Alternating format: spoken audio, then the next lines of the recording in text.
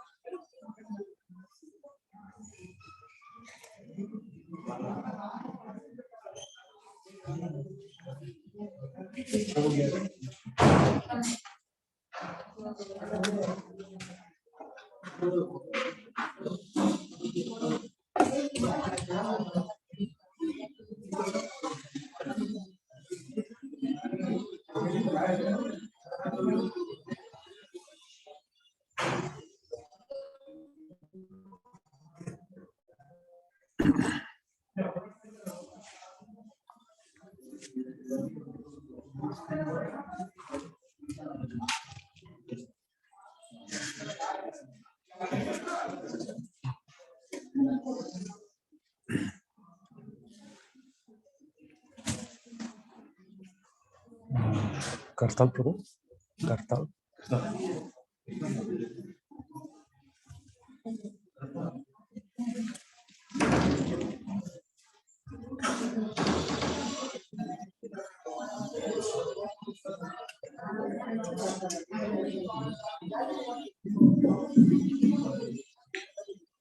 Hare Krishna.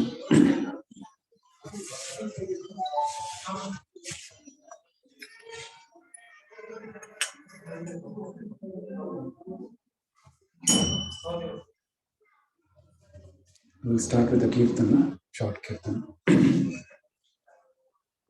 Jaya Radha Madhava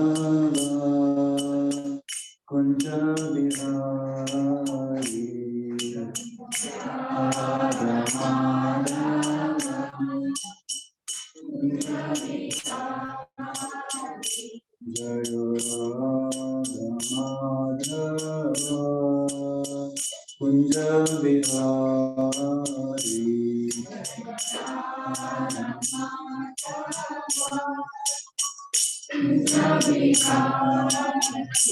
Jaya Gopi Jana Vallabha Giridharadhari Gopi Jana Vallabha Giridharadhari Yashodanandana Vrajana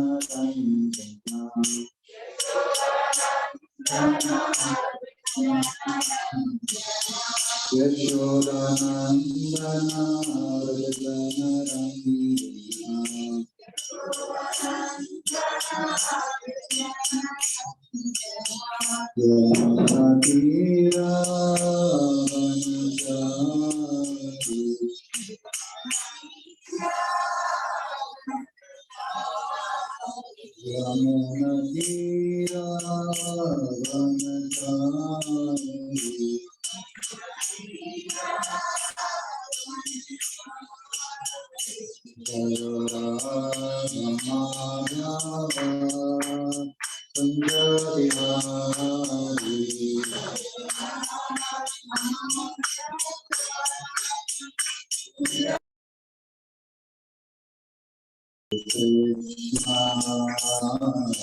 Krishna, Krishna, Krishna Krishna, Hare Hare, Hare Rama, Hare Rama, Rama Rama, Hare Hare, Hare Krishna, Hare Krishna, Krishna Krishna, Hare Rama, Hare Rama, Rama Rama, Hare Krishna,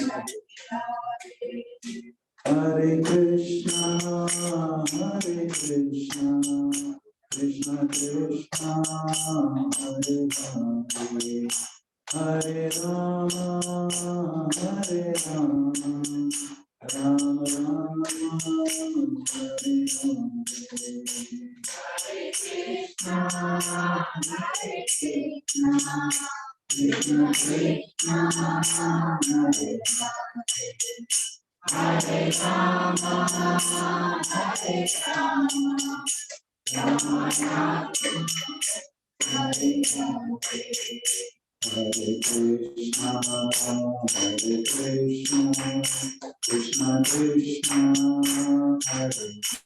Krishna, Hare Hare Rama, Hare Rama, Rama Rama, Hare Hare Krishna, Krishna Krishna, Hare Hare,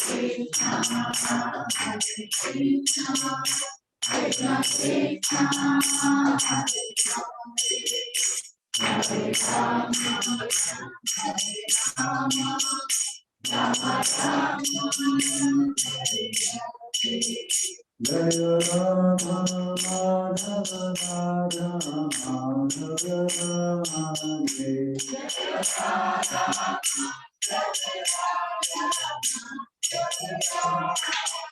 Jaya Jagannath Baladev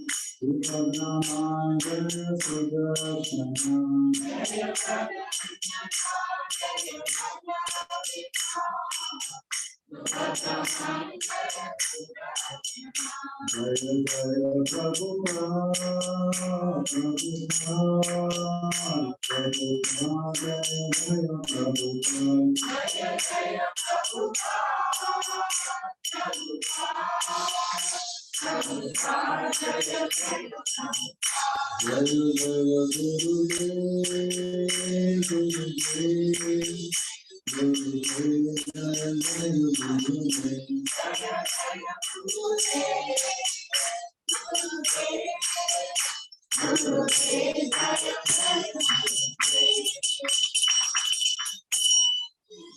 Harinam Sankirtanam.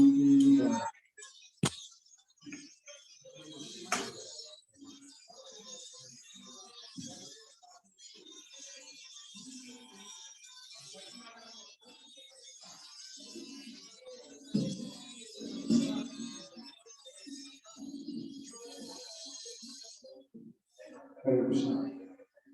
So there's a lot of disturbance. So you have to pay double attention.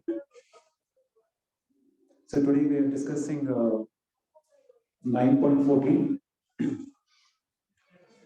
So first of all, I'd like to welcome all of wonderful devotees who are assembled to understand this divine message of the Supreme Lord that He has so mercifully given to all of us, so that we can escape the intense miseries of this world and find a permanent solution. Right? So now let's discuss. If anyone wants Kannada, we'll have class upstairs. Okay. ಯಾರಿಗಾರು ಕನ್ನಡದಲ್ಲಿ ಅನುವಾದ ಬೇಕಾದ್ರೆ ಮೇಲ್ಗಡೆ ಅದು ಕೇಳ್ಬೋದು.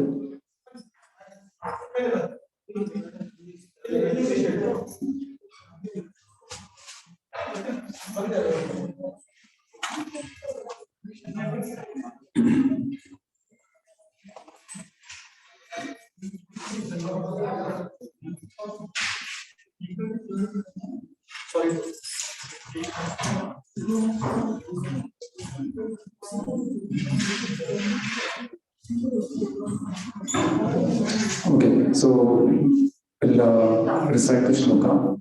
Please repeat after me. Satatam kirtayanto maam. Satatam kirtayanto maam. Yatantascha kridavrataha. Yatantascha kridavrataha. Namasyantascha maam bhaktya. Namasyantascha maam bhaktya. Nityayukta upasate. Nityayukta upasate. Satatam kirtayanto maam. Yatantascha kridavrataha. Namasyantascha maam bhaktya. Nityayukta upasate. Prabhus. Satatam kirtayanto maam. Satatam kirtayanto maam. Yatantascha Yatantascha maam bhaktya. Namasyantascha maam bhaktya. Nityayukta upasate. Nityayukta upasate. Satatam kirtayanto maam. Satatam kirtayanto maam. Yatantascha kridavrataha. Bhaktya. Namasyantascha maam bhaktya. Nityayukta upasate. Nityayukta upasate. Satatam kirtayanto maam. Satatam kirtayanto maam. Yatantascha kridavrataha. Namasyantascha maam bhaktya. Nityayukta upasate. Satatam kirtayanto maam. Satatam kirtayanto maam. Yatantascha kridavrataha. Yatantascha kridavrataha. maam bhaktya. Namasyantascha maam bhaktya. Nityayukta upasate. Nityayukta upasate. Word meaning. Please repeat. Satatam. Always. Kirtayantaha. Chanting. Maam. About me. Yatantaha. Fully endeavoring. Cha. also Dridabrataha, with determination, Namasyantaha, offering obeisances, Cha, and Mam, me, Bhaktya, in devotion, Nitya Yuktaha, perpetually engaged, Upasate, worship. Translation by Divine Abhayam Marvila Bhaktivedanta Swami Prabhupada. Always chanting my glories, always chanting my glories, always chanting my glories, endeavoring with great determination, bowing down before me, these great souls perpetually worship me with devotion. Thank you. I'll read it again. Always chanting my glories, endeavoring with great determination, bowing down before me, these great souls perpetually worship me with devotion. Purport by His Divine Grace Abhayam Marvila. The Mahatma cannot be manufactured by rubber stamping an ordinary man. His symptoms are described here. A Mahatma is always engaged in chanting the glories of the Supreme Lord Krishna, the personality of Godhead. He has no other business. He is always engaged in the glorification of the Lord. In other words, he is not an impersonalist. When the question of glorification is there, one has to glorify the Supreme Lord, praising His holy name, His eternal form, His transcendental qualities, and His uncommon pastimes. One has to glorify all these things. Therefore, a Mahatma is attached to the Supreme Personality of God. One who is attached to the impersonal feature of the Supreme Lord, the Brahma Jyoti, he is not described as Mahatma in the Bhagavad Gita. He is described in a different way in the next verse. The Mahatma is always engaged in different activities of devotional service as described in the Srimad Bhagavatam, hearing and chanting about Vishnu, not a demigod or human being. That is devotion, Shravanam, Kirtanam, Vishnu and Smaranam, remembering Him.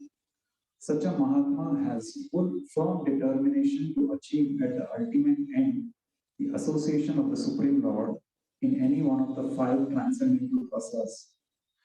To achieve that success, he engages all activities, mental, bodily, and vocal, everything, in the service of the Supreme Lord, Sri Krishna.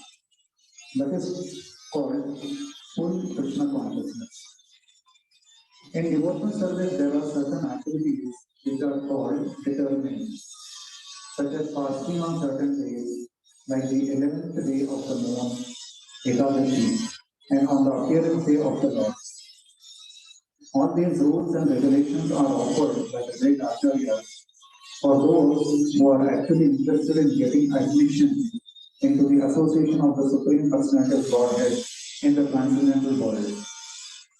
The Mahatmas, great souls, strictly observe all these rules and regulations, and therefore they are sure to achieve the desired result. As described in the second verse of this chapter, not only is this devotional service easy, but it can be performed in a happy mode. One does not need to undergo any severe penance and austerity. He can live his life in devotional service, guided by an expert spiritual master, and in any position, either as a householder or a sannyasi or a brahmachari. In any position and anywhere in the world, he can perform this devotional service to the Supreme Personality of Godhead and thus become actually Mahatma, the great soul. Srila Prabhupada ki jai. Mangalacharan.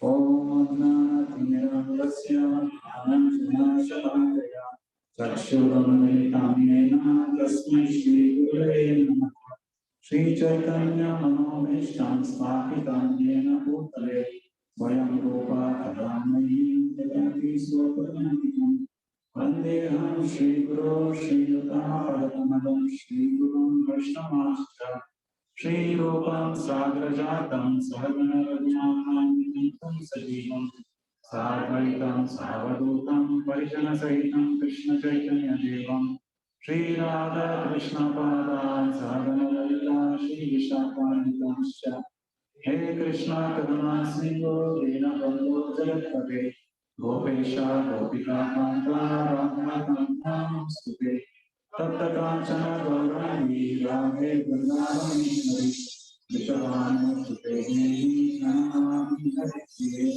Panta Kalpata Rujekta Vipa Sindhu Yakivacha Patitanam Pavanebhyo Vaishnavebhyo Namo Namo Vishnu Padaya Krishna Krishna Bhutale Srimate Bhakti Vedanta Swami Namane Namaste Saraswati Devi Gauravani Prachani Nirvishesha Punyavani Pasavya Vishakarani Shri Krishna Chaitanya Prabhu Nityananda Shri Advaita Gadadhara Shri Vasadi Gauravata Hare Krishna, Krishna Krishna, Hare Hare, Hare Rama, Rama Rama, Hare Hare.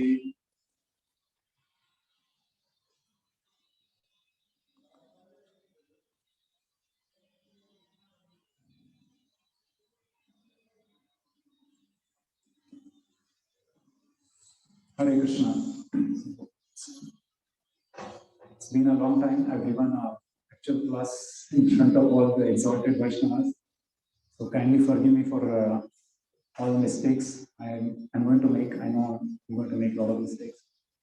And I also would like to beg the blessings and permission of all the assembled Vaishnavas so that I can speak something today. So last week also we discussed about Mahatma, right? So last week, wonderful class by Aparajit Prabhu, where he discussed that Krishna basically defines who is a Mahatma, right? So 9.13 and today's verse 9.14, both are a continuous description of Mahatma. So now, and they're describing a soul who is fully dedicated to serving the Supreme Lord. And but there is a certain difference. So in 9.13, right, Mahatma Anastu Mahatma, Daivim Prakriti Moshita, Ajanti Ananya Manamo, Dato Bhutavajin Abhyayam. So Krishna is describing what is the internal characteristic of a Mahatma, right? He is defining what is the conception of such an advanced devotee, and also that he is situated in the divine energy always, and he accepts Krishna as the only reality, the supreme reality. Now coming to today's verse, now when someone has such a concept that is fully dedicated to the Lord, and he firm belief, right, in this. So the 9th chapter begins, 3rd shloka. Krishna says that if you don't have faith, you cannot attain me, right? Ashraddha Dhanascha. So Krishna says, if you don't have that Shraddha, faith, you cannot attain me, you cannot understand me. But here is the opposite.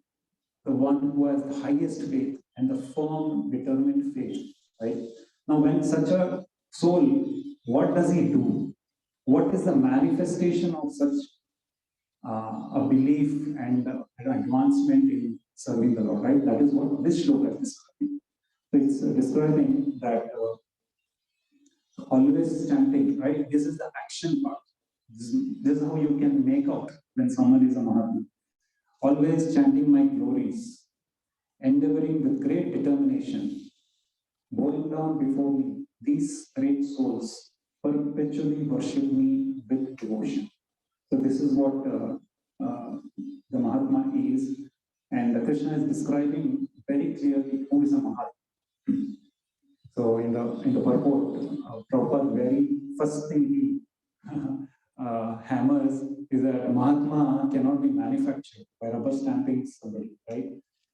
This is very prominent in India, where so many people out of sentiments call unworthy people or political people who have actually not even belief in God, forget devotion. They don't even know who is God, or they may be great atheists, but they will be called as Mahatma, right? Very easily people put this title in front of people and they call this is Mahatma and that is Mahatma. So that is why Krishna is very clearly describing, according to his vision, according to his definition, who is a Mahatma. So now, by knowing who is a Mahatma very clearly, correct? Now, what is the benefit that we get, or why we should know? Why is Krishna defining Mahatma? Mahatma is the highest, correct? So is defining who is the highest person recognized by Krishna. Now he's defining all the characteristics, but why is he? How is it relevant to us? Because obviously are we all Mahatmas? No, very far away, right? So why is Krishna telling us about this, or what is the application for us? How do we use this knowledge? Yes, very good. If you know what is the description of perfection, you can try to achieve that, correct? If the description is not given, like for example, if you don't have description of a job, if you just join a company and you're just given a job, and when you go there, there is no description of what you're supposed to do or how you're supposed to behave, then you will be lost, correct? Then you may accidentally go and sit in the CEO's chair, or you may take up the sweep, the broom and start brooming, right? Both are jobs. So you should have a clear idea actually what you're supposed to do, or what is the expectation. So that is one thing. That this is what Krishna expects, and this is what is how Krishna sees a Mahatma. That is one thing. The other thing is, how can we become Mahatma? Of course, we are not, but we are trying to become Mahatma. But how do we become a Mahatma? Right? That is the main question. How do we become Mahatma? Very simple. Vasudeva Prabhu told us. By associating. Yes, by associating with a Mahatma, correct? So how do you know who is a Mahatma? That is why this description is. So by observing these characteristics in an advanced devotee, by noticing what is their activities, what is their the fruit, right? See, when someone says I am so and so, or someone is worshipped in such a way, for example, there are in India a lot of gurus are there. They are worshipped, right? They have long beards, they have so many followers.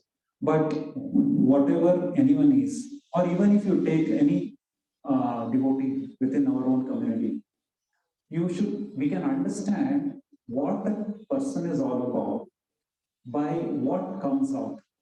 Correct? For example, if you take an orange fruit, now orange fruit is full of juice, correct? Now when you squeeze that fruit, you're going to get orange juice, right? But let's say there is another very nice looking object, but inside is all rotten. So when you squeeze that, the rotten things. So you can make out by someone's outward actions, especially in trying situations. That is what Krishna is stressing here. Satatam kirtayanto mam. Satatam means always, not 1 hour in a day in front of television, and the moment program is over, right? People give classes, right? So many pujaris, and these days astrology is so much they keep telling on this, and they are full of malas, and there is vibhuti everywhere, and they look like divine personalities.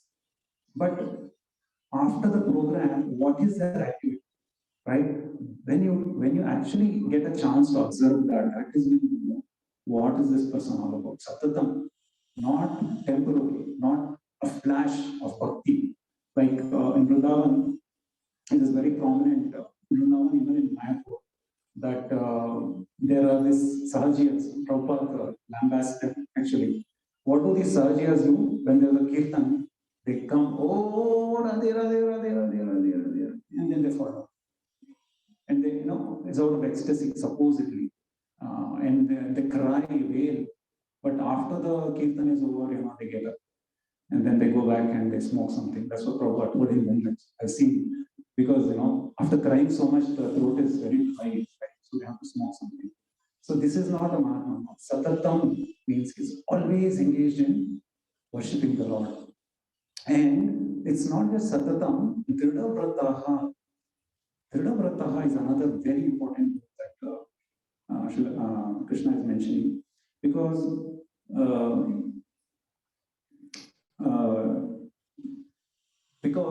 in this material world, to perform devotional service, is it easy?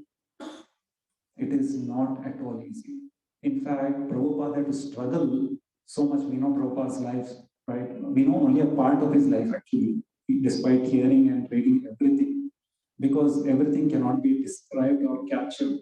The inner consciousness and the sacrifices that Prabhupada has made. But still, to whatever extent we could hear,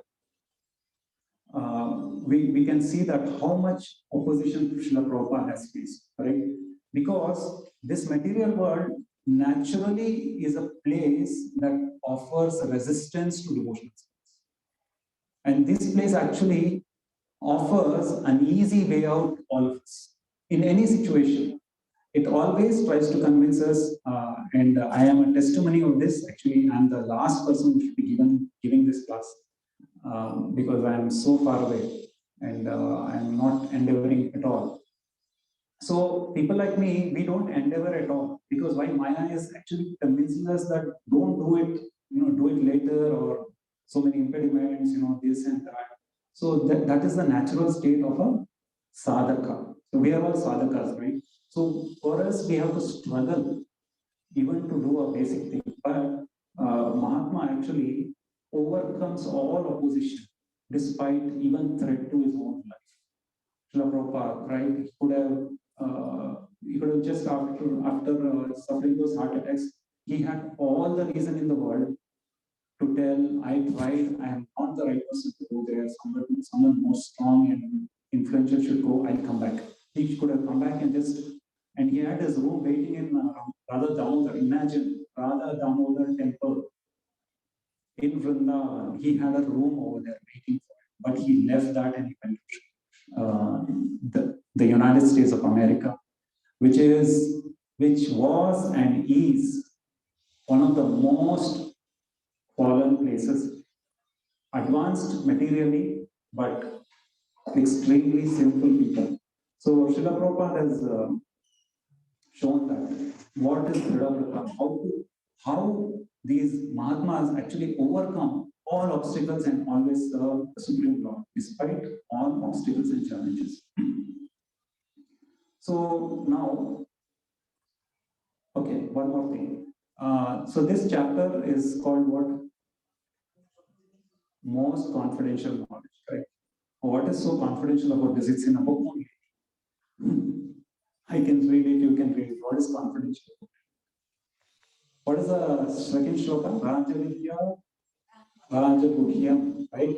Rajaguhyam, Pavitram Idam Uttamam, Pratyakshavagaman Dhamyam, Sustam Partam. Wonderful shloka. Actually, whenever you feel down in bhakti, please remember these words, that it is the topmost knowledge, Rajavidya, it is the most confidential. Now, what is this confidential part? You all, at least some of you, I'm sure, attended 9.2, right? 9.2. What is confidential about this? Why is it confidential? Or what is confidential knowledge?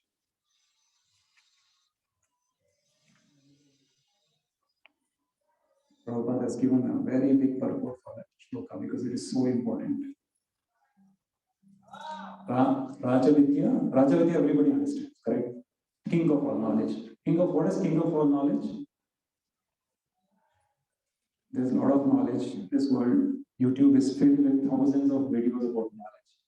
But among all of them, who is the king? Devotional service. Correct? It sounds so simple actually. How can devotional service be king of knowledge, But devotional service is not just devotional service, it's devotional service to Krishna that makes it Raja Vidya. Because devotion can be towards even dog also. We've seen in our society so many people are devoted to dogs or dog-like people, right? So the direction of our devotion and knowledge of the Supreme Lord is what makes it Raja. Now, Raja Bohya, let me just touch on that. It is confidential because what is the result when you achieve that Raja Vidya and you practice that Raja Vidya? What is the result? Yes, I heard personal association. Of course, our scholar is here, Sanatan Prabhu. That is what is confidential. And that is why it is not so easy also. Because what is it that we are aiming for? It is not a joke. We are being offered by the Supreme Lord his personal association in his personal abode. Eternally. Eternally. That means you can give up this material body, which is source of happiness. Is this material body source of happiness? No. If someone thinks so, then as Abhijit Prabhu said last week, they are bewildered. Right? Because this material body is only a source of suffering. And so are other living entities who are in connection with us, even within our family. Of course, we should do our duty, but never ever think that anyone or anything in this world, especially this body, will give us any kind of happiness. It cannot. In fact, it's designed to give us pain again and again and again, life after life after life. So Krishna is promising that by practicing this devotional service, you can come to me. That is a wonderful aspect of devotional service. For example, this is not even offered to the demigods. See, you should understand the great fortune we have. We are more fortunate than the demigods. In the Swargaloka, they are much more pious, right? But what is the status of the demigods? When there is any calamity in this world, where do the demigods go? You can tell loudly, even if it's wrong. It's okay. Where do the demigods go? Okay, when you have a problem in office, where do your immediate manager, right? So who's the manager of this material world? Brahma, correct? They all go to Brahma. Now, oftentimes Brahma cannot solve it, or out of etiquette, he will take them to the manager will take you to the, if the problem is very big, he will take you to the CEO, right? Similarly, Brahma takes all the demigods, including Lord Shiva, Brahmaji, Lord Shiva, and then all the demigods, where do they go? They're taken to the milk ocean. Where is milk ocean? Where Kshirodakashayi Vishnu is lying down, right? Now, when they go there, now what do they see? Does the Lord come out? He doesn't come out. The demigods don't see anything. They don't even hear his voice. Who hears? Only Brahmaji hears what is the instruction, and that too official instruction. You all do so and so, I will do so and so. That's it. Instruction is given, they all come back. So you can see how the Lord actually is not pleased with such kind of devotion where the purpose is actually to enjoy, right? Not all, but most demigods actually worship the Lord, but their main goal in life is, or rather the environment in Svargaloka is what? To enjoy. So they're only enjoying there actually. So when you're enjoying, who is in the center of your life? You yourself. right? The Lord is not the center of the life. That doesn't please the Lord. So the Lord similarly, because right?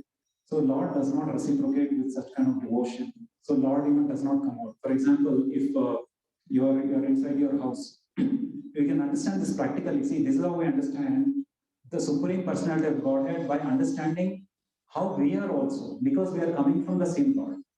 Now, let's say we are inside our house, we are enjoying some very playful thing with our house children in the bedroom, right?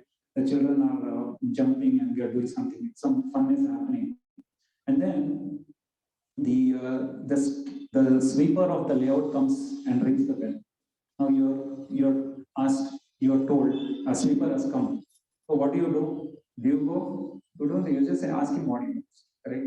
So then someone will go and they will ask what he wants. Then he will say, hey, I know, I'll give you some money.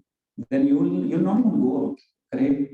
You don't feel like going out because why? There is no personal relationship. But if that same person was your best friend who has in the past helped you a lot, or it is your sister or brother who has come from very far away, then as soon as you hear, in fact, before even they come, you prepare by the house. You welcome actually. In fact, you go to the railway station to the seat. That's exactly what Krishna is doing actually, and is offering. That is what is Raja Guhyam. Guhyam means that he reciprocates, he is willing to take you back to his personal abode personally, and you can stay there eternally. That is what is the confidential part. That means you go into the confidential area of the Lord. The most confidential part of this entire existence, creation, is the Supreme Person's abode, personal abode. That is what is being offered. So Krishna is telling how we can become. Now to get this, right, this is good. This is what we want, correct? Now, there is no shortcut to this, right? You have to achieve this. We have to become a Mahatma to achieve this, because isn't this the goal? Why are we doing bhakti otherwise? Are we doing bhakti simply for good health? Okay, maybe somebody is doing, because a lot of Indians, or even we, before we heard Prabhupada's pure unalloyed devotional service message, we were doing bhakti, right? When we were doing bhakti, what was oftentimes our motivation? To get something, correct? To get something, to achieve success in life. And if in fact the success comes without praying, then discard God. Why do you need God? This God is useless. No, it is my will and my power I've achieved this. That's what happens. Like all cricketers, when the player gets out, what do they do? Like this. It's like my power. That is all me consciousness. So when you're in that me consciousness, actually there is no question of love and devotion to the Supreme Lord. It is just you're trying to achieve something. Or even if you take vratas, my wife had a friend. She didn't have a child for a long time. Actually, she had a child. She didn't have a child. So she took up a vrata. What was that vrata? She didn't eat rice for so many weeks, so many months.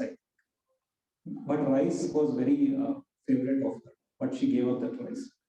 There is no such vrata, by the way. It was just invented. She thought I'll just do this vrata. But when doing such vrata, who is the center in your life? You yourself. It's not, you're not doing it out of love. You're doing it out of your own selfish reason, right? It may be sometimes good selfishness or bad selfishness or whatever, but nevertheless it is selfishness. So when we do such kind of vrata, actually, it is not pleasing. First of all, it is not pleasing to the Supreme Lord. And is it pleasing to you also? When you're doing vrata, for example, you're given up rice, or these days you should give up WhatsApp actually, if you really want to achieve something. Or you want to show the Lord you're determined to achieve bhakti, you should give up YouTube. You give up YouTube, you give up WhatsApp, you are an advanced person, very, very advanced person. And then very quickly you become a master. You don't even need 12 years. A Abhijit Prabhu told you need you need what 8 hours devotional service for 20 years. Right? You can turbocharge, reduce it to just some 3-4 years if you give up WhatsApp. I'm telling you. So when we are actually achieving something for our personal gain, even for example, take our own case, even after hearing all this pure devotional service, if we are worshipping the Supreme Lord for liberation, to overcome Janma Mrityu Jaravya, correct? Now that's a good thing. That's not condemned. That is Shastrik. That the goal of life, they say, right? Many times, even Prabhupada says, goal of life is to go back to God, correct? Now that is told, but there is a higher goal actually we should strive for. Going back to Godhead is not supposed to be the primary goal. What should be the primary goal? Or what is the highest goal that we can achieve? Service, correct. Where? Service where? Service to Supreme Personality of Godhead. That is Prabhupada's great mercy and Prabhupada's blessings. We at least came to know to whom we should do. But where should we serve? Is it we have to go back to Godhead only? Or is it okay to serve here? Wherever we are, right? Service should happen wherever we are. That is what Chaitanya Mahaprabhu is telling. Mama Janmani Janmaneshwari Bhavadan Bhaktir Ahitikitva. Life after life. He is not telling, after having achieved or giving up, na dhanam, na janam, na sundari. Give up everything. Dhana, jana, sundari. Nothing else is there. Only these 3 things are catching people, right? Attracting them. So, Chaitanya Mahaprabhu is defining that after even giving up all this, he is not even aspiring going back to God. He's telling, Mama Janmani Janmani Shwari, let me be born again and again wherever I am. But I just want, Mama Janmani Janmani Shwari, Bhavata Bhaktir Ahaitukitva. I want that bhakti to you. That love, that loving service, that service which has love, right? That is what attracts actually Krishna to us. And that is what actually gives us the ultimate satisfaction that we are looking for. It is not going back to God that will give us satisfaction. If the goal is just to escape misery, then we can become an impersonalist. And you don't have to go anywhere, just sit in your room and just meditate. And actually, you will get liberation very easily that way. You just become sinless. Control your senses, you'll go back to, you'll get liberation. But that is not satisfying. What is really truly satisfying is that relationship with the Supreme Lord, that reciprocation, because He is an ocean of love and bliss, right? So that reciprocation is what, when we feel, we become very ecstatic and bliss. And when we get that in small ways, when we do service to the Lord, when we love Him, when we do anything out of love, even if it's offering prasadam, even if it is our japa, right? So love, offering anything with love is what actually gives that reciprocation. So we have to be very mindful that we don't become ritualistic. So coming back to this point, the Supreme Lord is telling us how we can become Mahatma, right? So He has defined who is a Mahatma, but how do we become Mahatma? So that is being defined by the Lord in the same chapter in the last shloka. He says, Manmana bhava madbhakto madhyaji mamaskuru mame vaishyasi yuktvaevam atmanam atparayana. And the same mode is echoed again by the Supreme Lord in 18.65, where almost 70% of the shloka is same. Manmana bhava madbhakto madhyaji mamaskuru mame vaishyasi satyam te pratijane priyosi me. So Krishna is telling how you can become a Mahatma, what you need to do. So Mahatma is this. Okay. Mahatma is that that badge of honor that Krishna will give us one day. So this is not to be achieved actually. You cannot achieve it. It is bestowed on us. It is not even bestowed directly by the Supreme Lord. It is bestowed on behalf of the Supreme Lord by who? By the spiritual master and his personal confidential servitors. So that is the route, that is the safest route. So we should never think that the Lord Supreme Lord will directly reciprocate. He reciprocates by like this. So when you serve the Lord directly, actually He will make sure you get a spiritual master. You get the proper directions. You get the proper. Basically, you're backed by devotees, because that's what actually enables us to practice. We cannot practice bhakti without spiritual master's guidance and serving his confidential devotees and taking their instructions properly. So what does this shloka says? Engage your mind always in thinking of me, right? Man mana bhava man bhakto.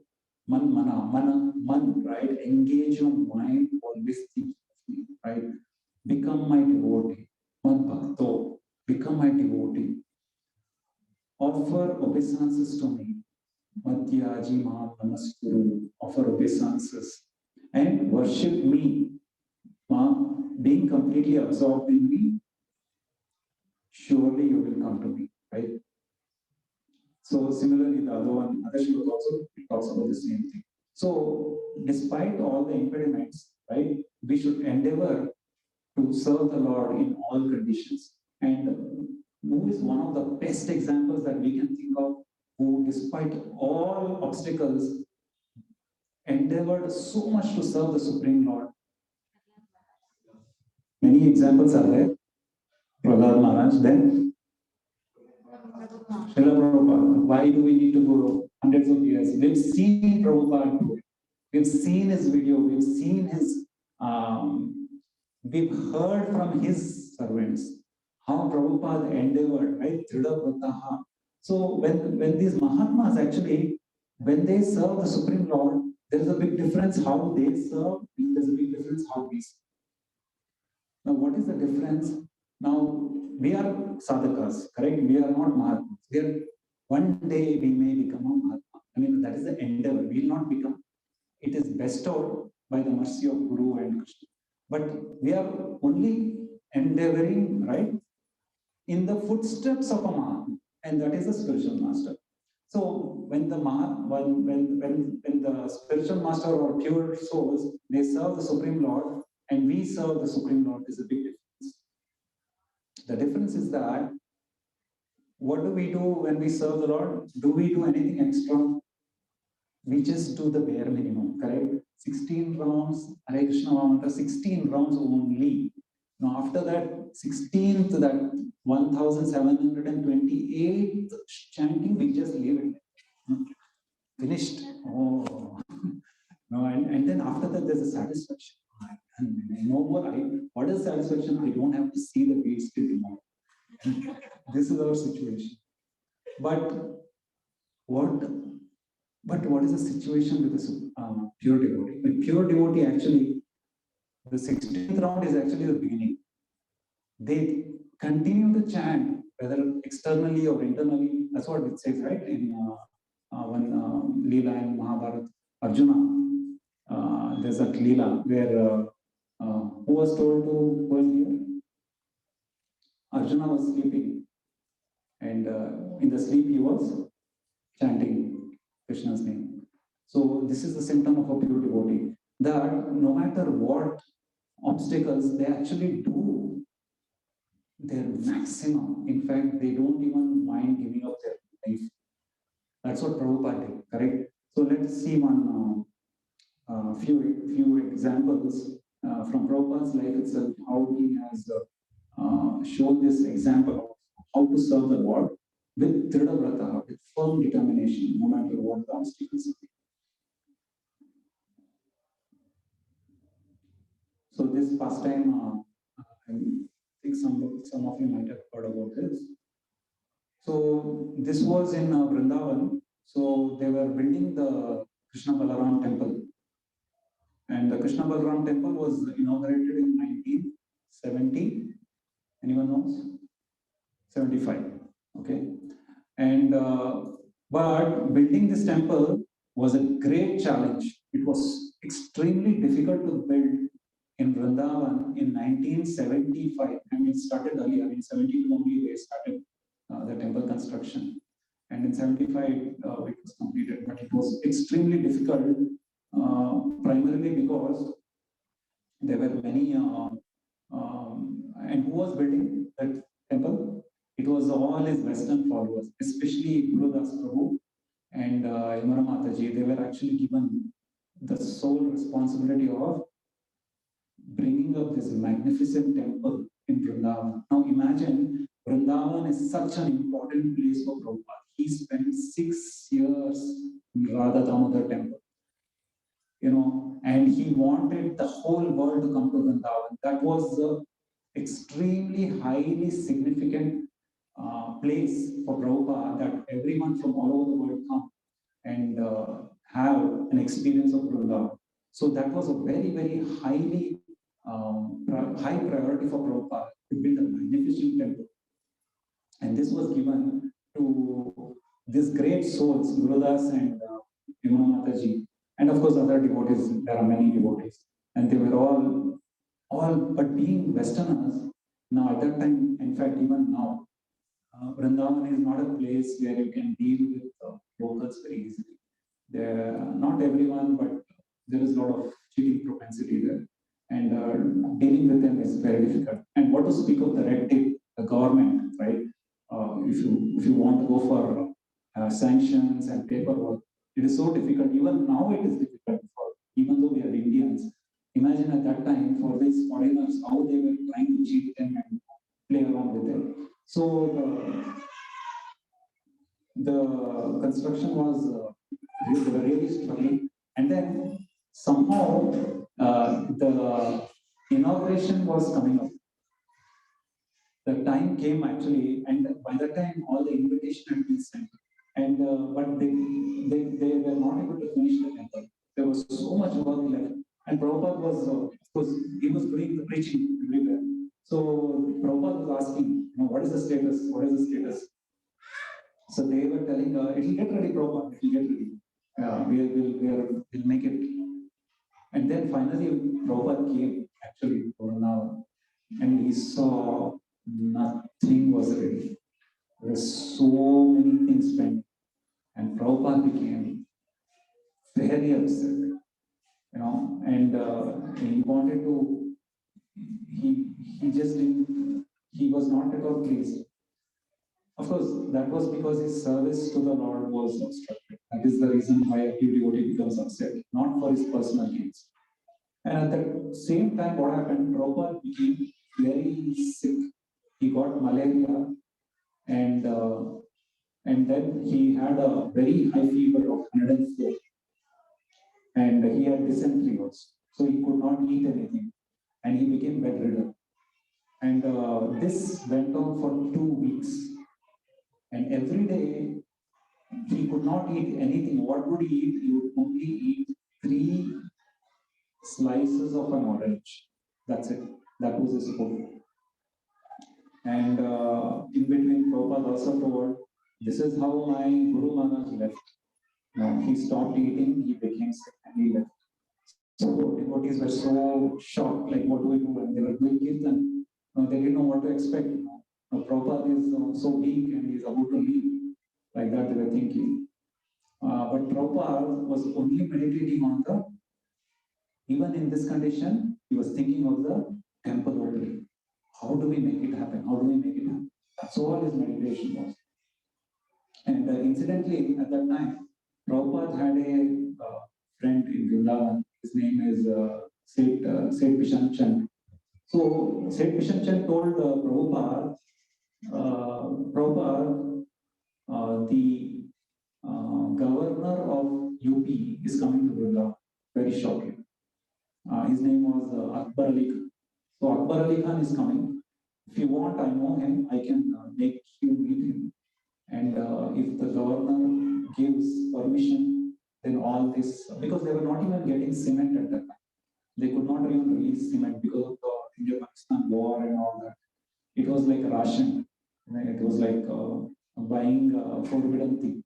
You needed permission and all. So, and there were so many other paperwork to be done and all that. So Prabhupada said, yes, bring him to the temple. We will meet him. Now, at this time, what is the Prabhupada's health? He is not eating anything. He's having dysentery, right? If we don't eat for 1 day and we are having loose motions, we can't even get up. Right? We can't even talk.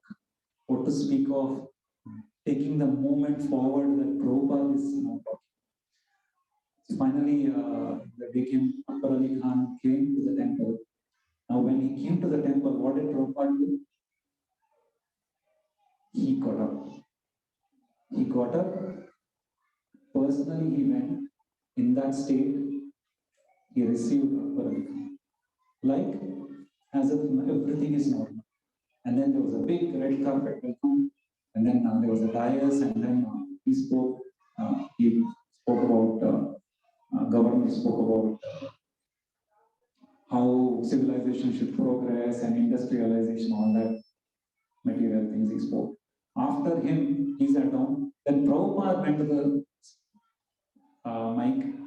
He spoke for half an hour. No, he spoke about the significance of Krishna consciousness. And then after that, there was a big feast organized for the governor and all his entourage. There were so many people with him. So they all had a big feast. Prabhupada was personally there with the governor, and just to please him, because he had no appetite. In fact, he could not tolerate food because you get vomit. But that day, because the temple opening was so important for Prabhupada, he actually ate. He ate like a normal person. And then, after the feast and everything, they had some discussion, and then Akbar Ali Khan left. Prabhupada went, saw him off, and as soon as he went, Prabhupada collapsed. Right there on the spot, Prabhupada collapsed. And then his fever actually increased because he had eaten something. You're not supposed to eat like this. So this, of course, but the meeting was fruitful and the temple opening. Srila Prabhupada ki jai. So this is just one drop from the life of Srila Prabhupada as to what it means, to have that firm determination and follow in the footsteps of your spiritual master and please the Supreme Lord in every situation, in all situations. So this is very instructive to us as to how we should conduct our own life, our own devotional service. And so we should be serious, at least, we are not expected to do such superhuman things, but let us be serious with what is told to us to do, right? So what do we have to do? Dhrida Vrataha, what is Dhrida Vrata? Firm, determined vow, right? It's an austerity vow. Vrata is a vow. So we also have to take a vow to progress in bhakti, correct? Now that is what is the expectation from us. Actually, it's very simple. That's what the shloka says in the end, that not only is devotional service easy, but it is performed in a happy mode. Right? Now, to achieve that happy mode is very important. Otherwise, we will be suffering. So I told you already, when we do vrata, we will be morose if we do what? If we do what? Or if we don't do what? Sorry? Whimsically on our own. And if we're not doing it to please the Lord. If I am the center, then the vrata becomes painful. If I'm fasting on Ekadashi because I want to lose 20 kgs, it's going to be very painful Ekadashi. Because why? I am in the center. It's a selfishness, right? Or even if we are doing bhakti to go back to Godhead because I hate my family or my family hates me. These are again, we're taking Krishna out of the center and we're putting ourselves in the center. Then that kind of vrata or devotional service becomes very painful. But if we put the Supreme Lord or his representatives, congregation representative, spiritual master in the center, and we do something to please him, then we get the reciprocation, we feel that love. Then even that extremely difficult task becomes easy and in one sense enjoyable. Correct? I'm sure all parents will appreciate this. Now, is having a child easy? Why do we have child? Is it easy or difficult? It's very, very, very difficult. Having a child is difficult. Doubly difficult is bringing up the child. Correct? But still people do it. Prabhupada says that mother, says after childbirth, I'll never ever give birth. But after some time, she says, I want the second one. Then third one, fourth one. Of course, these days we can't afford.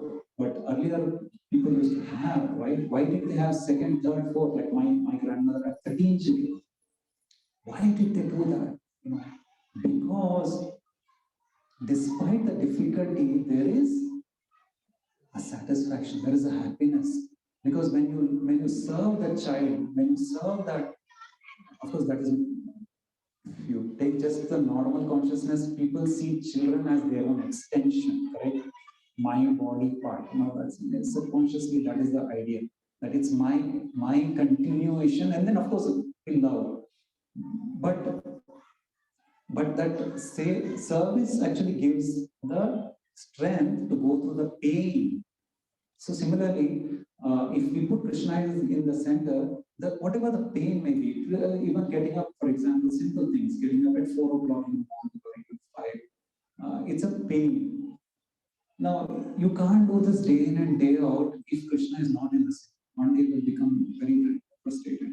But if the Supreme Lord is in the center, or our Gurudev, actually, ideally, Gurudev, who should be in the center, is Prasada, Bhagavad Prasada, that if we please the spiritual master and he is pleased, then all the benedictions of the Supreme Lord flows like Ganges water in our own life, and then we get that supreme ecstasy. We feel that love, we feel that reciprocation, we feel that taste in bhakti.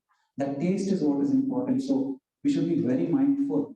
We don't do anything ritualistically. That means I'm just doing it because I've been told to do it. Of course, initially you can't help it, but eventually we have to graduate. In bhakti is always you have to keep going forward. You can't just stay in one place. If you're staying in one place in bhakti, that means you're going. Because why? The current of this material world is going away from the Lord, correct? So now we are in that current, in the material energy, correct? So when we have to go towards the Supreme Lord, we have to endeavor.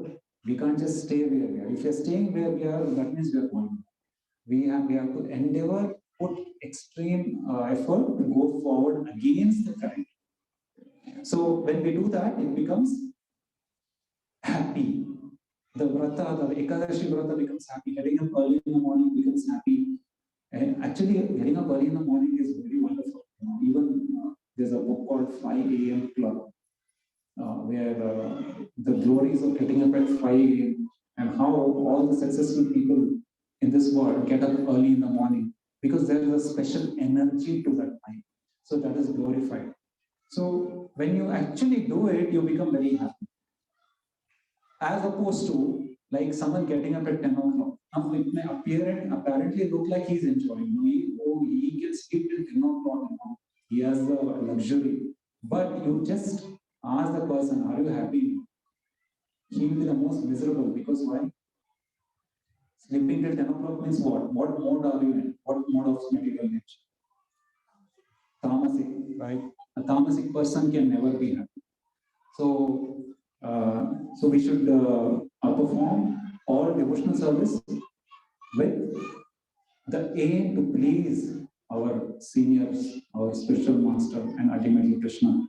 And so when we do that, actually, it becomes very easy. Susukam kartam abhiyam. And very importantly, this is great mercy of Lord Chaitanya Mahaprabhu. We can do this in Bangalore, in your own house, right? In your own private bedroom. That is the great benediction. You don't have to give up your family. You don't have to give up your child. You don't have to give up your anything, actually. You can use everything. But at the same time, we should be careful. We should not be attached to any of this. We can use whatever facility we have, whether it's phone or money or car or house or even family. We should use that so that we can progress. We should show all our love to our family, but without attachment. Without attachment. Because if we are attached, then we'll come back to this material world. So we should be materially detached but spiritually very attached. You see the difference? Even with our family or home, we should be materially detached but spiritually attached. What it means, materially detached, everyone understands, right? Because they have no buddhi, that is one of the bewilderment that happens. We think I and mine. Everyone is thinking I and mine. Even the big things I and mine. But we are not supposed to be the big consciousness. We should be at the high level of spiritual consciousness, where we know actually what is ours. I and mine. Nothing is ours. But spiritually attached means what? To see the connection of anything in your life with the Supreme Lord. Right? So with that consciousness, we can practice devotional service and happily progress towards the Supreme Lord. Thank you very much. Hare Krishna. Srila Prabhupada ki jai.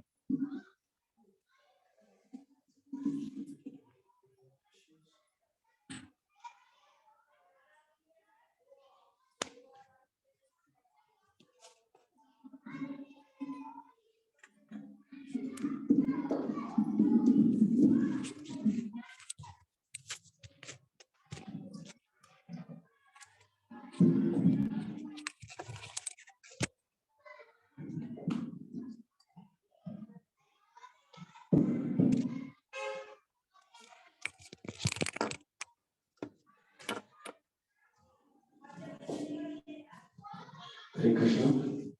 Thank you, Vasudeva, for giving a wonderful class on Bhagavad Gita. And you nicely decided who is the real Mahatma and how we should become a Mahatma. Thank you so much, Prabhu. Let's thank Vasudeva Prabhu. He was lovely chanting. Hare Krishna. Hare Krishna, Hare Krishna, Krishna Krishna, Hare Hare, Hare Rama, Hare Rama, Hare Hare. So today there's no sponsors program, so we encourage devotees who wanted to sponsor, they can actually sponsor. And festival days, we have festival days this week, but next week there is Vaikuntha Ekadasi, January 13th. Okay, so we encourage, we request devotees collect books and distribute books. For Vaikuntha Ekadasi and plan in some temples. We have a lot of temples nearby, Krishna temples. We can all plan. We request all the devotees to collect as many books as possible and distribute on the day. And also there is Mayapur Yatra, as we have announced in the previous weeks. The Mayapur Yatra is from April 30th to 23rd. So please try to put as early as possible. There's not much time. So you can contact Sri Prabhu if you want to, enroll register for the Yatra. And that's all for the announcements today. Anybody have come for the first time for our center? Anybody have come for the first time today? Hare Krishna Prabhu, can you stand up and introduce yourself, your name, and where are you coming from?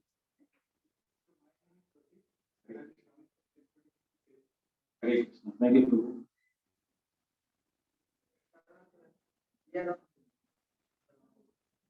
Oh, good. Hare Krishna. Thanks, Prabhu. Thanks for coming. Hare Krishna. What is your name? Hare Krishna. Thank you. Thanks for coming.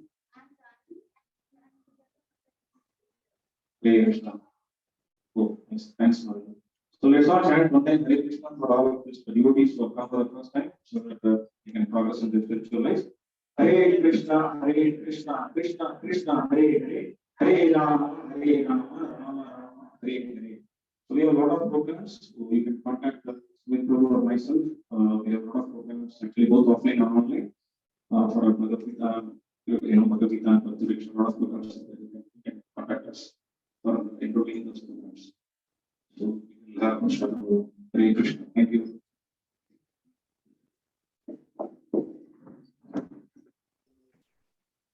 Hare Krishna Prabhuji. Hare Krishna Gauranga Prabhuji. Hare Krishna Prabhu. Thanks Prabhu for the wonderful session. Yeah, you can show us the details.